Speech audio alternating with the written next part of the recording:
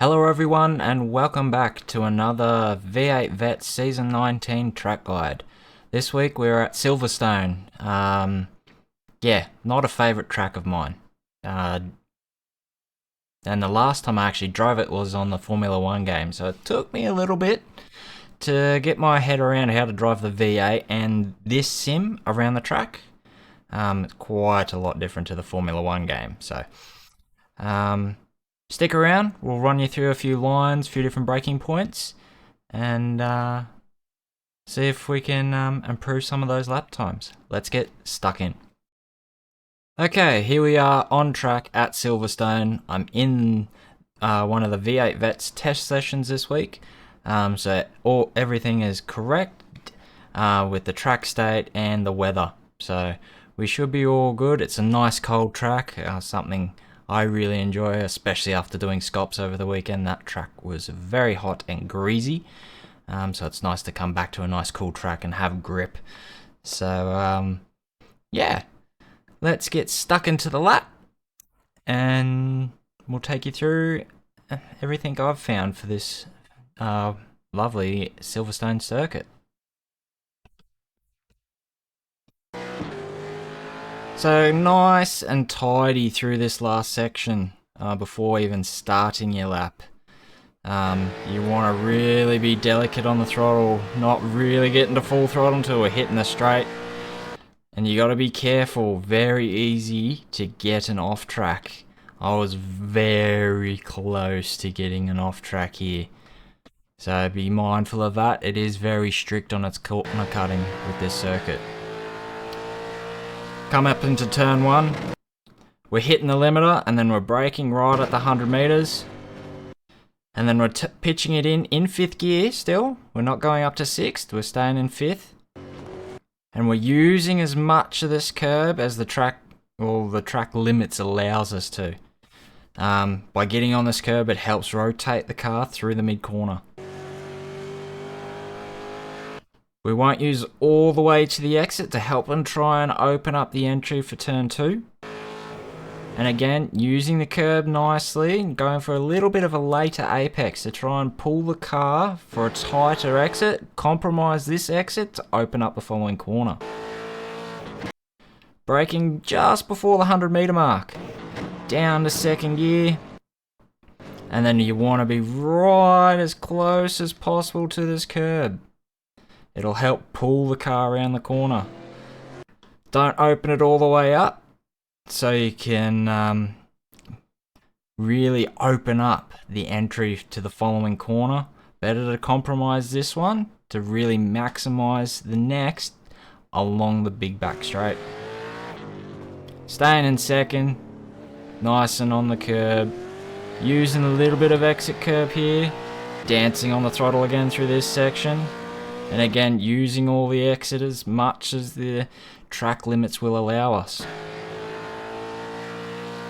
I'm pretty bad at the names for this circuit for the corners, so just bear with me. We're braking basically just at the start of the curbing here. Down into 3rd gear, go for a later apex. You'll find the corner sort of pokes out a bit more here, and that's where you want to be apexing. Use as much as the curbing as the track will allow. Compromise a little bit of the exit to open up the following corner. Down into 2nd, run the curbing almost all the way around. A little bit of a double apex corner. Again, maximising your exits. Cut a little bit of that corner. Then we'll come up into this very famous corner where a couple of champions came together a few years ago. Yeah, we won't go into that. Down into 4th gear, and we'll use, again, it's really surprising how much curb they actually allow you to use through here. I probably could have used a little bit more again. And then again, nice and top, staying within those white lines for the exit. Into another famous section of track as we enter the 1st corner. Braking right on the apex, down 2 gears. Use all the curb. Down into 3rd. Use all the curb again. And then staying in 3rd, use the curb. The car can get a bit bouncy through here. and then right up through the gears for the back straight. Good section, maggots and beckets.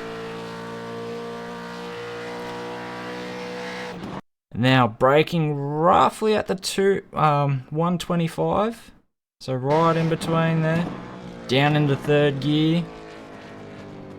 Use the curving again to help rotate the car through the mid corner. Use as much exit as the track will allow us. Now for the real tricky section. Don't be fooled into braking too late. That was one of the biggest things I was struggling with for this track. You know, it's braking roughly at the 120 meter mark, and down into second gear. Compromise the exit of the first to open up the second part of this section to really get that run onto the start finish straight. Staying in second, use the curb, and then again dancing with that throttle. Pull it all the way around, stay within those track limits, and there is a really clean lap of the Silverstone circuit, even if I do say so myself. It should produce some very close racing this week. The setup is quite nice, can be a bit bumpy over some of those curbs with how stiff it seems to be set, but does handle it quite nice, so it just takes a little bit of getting used to.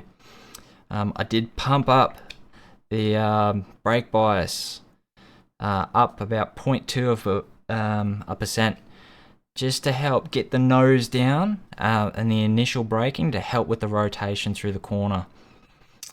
We'll go into cockpit view for this next lap. I'll try and leave the telemetry up here so you can see relative with the braking and my throttle what I'm doing in car this week, just to see if that helps you guys and girls a little bit more, and if it does, please let me know. So we'll get straight into that.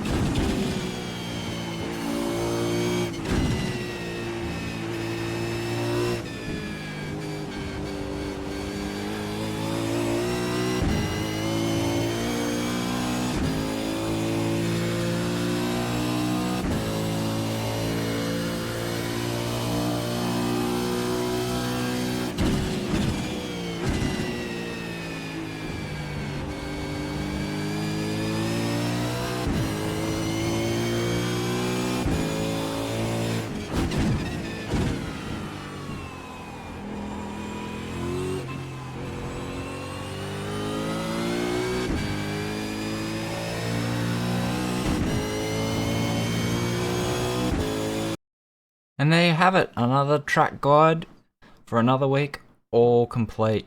Hope you guys and girls enjoyed this one. Very technical track for the V8 supercar. Car likes to really move around quite a lot, so make sure you're putting in those racing laps, not just going out and practicing, but actually racing with the set to get used to it under more racing conditions. That's the way you'll really start to improve and make your way forward up the grids in the 3 splits. Would recommend using the set through East Coast or any other different leagues that might be running Silverstone before Vets comes up on Thursday, or even just jumping in the official, just to get a bit more racing miles under your belt with the set. Another thing to point out, there is a few corners where there isn't really a braking marker, so just as I said, doing those racing laps will help just get you into that muscle memory of just where you brake, basically, for those couple of corners that don't really have a braking marker. So, on that note, hope again you all enjoyed another week of track guide action. If you did, like, subscribe, all that good stuff. Share it around to the Vets community if they haven't seen it already. And yeah, hope you all have a great race on Thursday night. I'll be watching, and we'll see you all again next week for another track guide. Bye bye.